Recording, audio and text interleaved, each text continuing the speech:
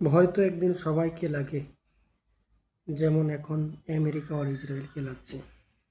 America ভাবছিল হয়তো ভয় দেখিয়ে ইরানকে হারিয়ে দেবে এবং ইরান ভয় পেয়ে যাবে এবং তারা আত্মসমর্পণ করবে আমেরিকার কাছে এবং ইসরায়েলের কাছে।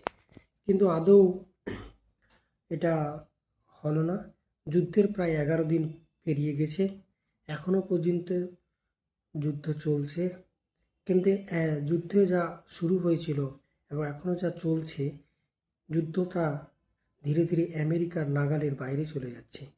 আমেরিকার কাছে ধারণাই ছিল না যে ইরান এত বড় এতদিন ধরে যুদ্ধ করতে পারবে। কিন্তু আমার মনে হয় যুদ্ধটা যত লম্বা হবে তত আমেরিকা ব্যাকফুটে যাবে এবং সেটা এখন তাই হচ্ছে।